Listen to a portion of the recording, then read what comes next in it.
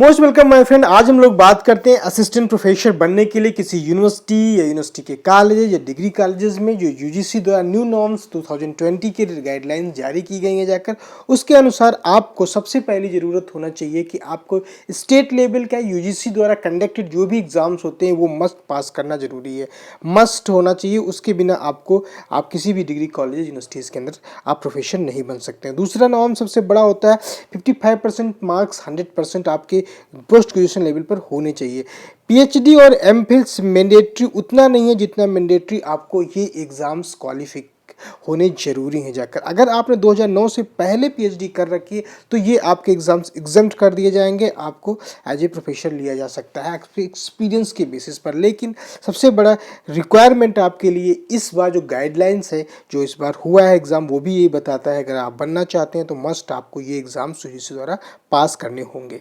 अब आते हैं, सबसे पहले जानते हैं इस तरह की एलिजिबिलिटी पास करने के बाद आपको और क्या प्रोसेस में करना पड़ेगा, किस तरीके का इंटरव्यू होगा जाकर इस प्रोसेस में।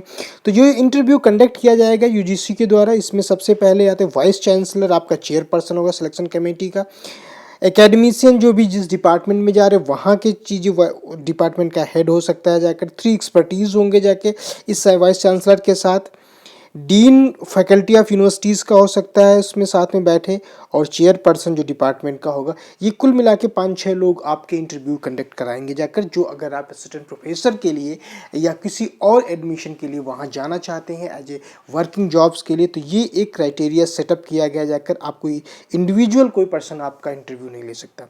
तो आपको जो vice chancellor as a chairperson selection committee का 100% होना जरूरी है, क्योंकि आपको एक नॉर्म के थ्रू प्रोसेस के थ्रू जाना पड़ेगा इस यूनिवर्सिटी के या किसी भी डिग्री कॉलेज में एज ए प्रोफेसर बनने के लिए।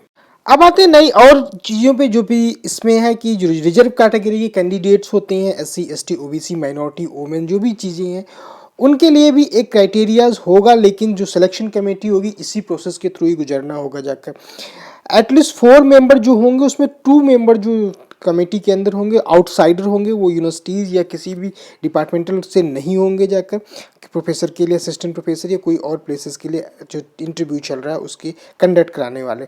सिलेक्शन जो होगा बायोडाटा सबमिशन वो प्रोसेस के थ्रू जाना पाए। अगर पीएचडी आपने बंदे ने की है तो उसके सारे पब्लिकेशंस, उन सारे डॉक्यूमेंट्स को भी उस प्रोसेस के थ्रू जाना पड़ेगा। एक और यूजीसी का गाइडलाइंस है कि कोई भी यूनिवर्सिटी अब पीएचडी को डिस्टेंस लर्निंग पे नहीं कर सकती, पार्ट टाइम करेगी अगर यूजीसी द्वारा उसे फॉलोड किया गया जाकर। तो ये बहुत ज़रूरी है कि आपने पीएचडी कहाँ से किया है, बिफोर इंटरव्यू करने से पहले आप सब जान लीजिए उसके प्रोसेस करने के लिए कि किस तरीके से इसके प्रोसेस होनी है। और जो 2021 का एक और एडिशन किया यूजीसी ने, अगर आप पीएचडी कर रहे हैं तो आपको असिस्टेंट प्रोफेसर की एक डिग्री के साथ वो अवार्ड मिलेगा जाकर, आप उसके एलिजिबल हैं, उसमें डायरेक्टली आप इंटरव्यू के लिए जा सकते हैं जाकर।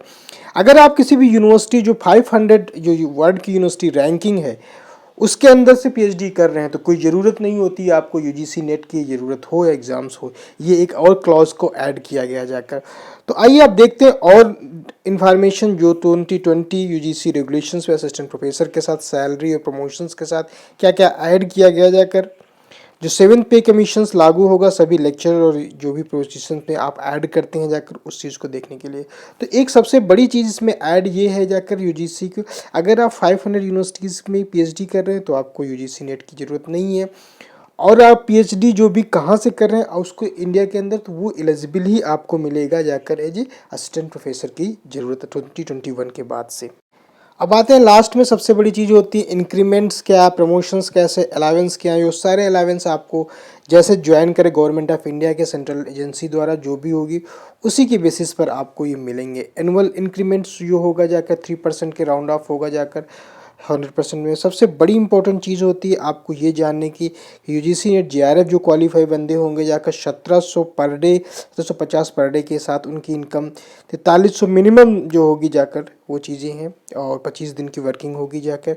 विदाउट यूजीसी द्वारा जो आएंगे 1600 होगी मैक्सिमम इनकी जो इतनी होगी जाकर, ये मंथली इंक्रीमेंट के साथ होगी जाकर। तो ये ओवरऑल असिस्टेंट प्रोफेसर के लिए जो 2020 का यूजीसी द्वारा गाइडलाइन जारी की गई जाकर उसका एक न्यू अपडेट्स है। अगर दोस्तों अगर मेरे वीडियोस आपको अच्छे लग रहे हैं तो please like and subscribe my channel. Thank you so much for watching and giving your time's. अगर आपको लगता है शेयर करना तो शेयर कर सकते हैं अपने फ्रेंडों के साथ। Thank you once again.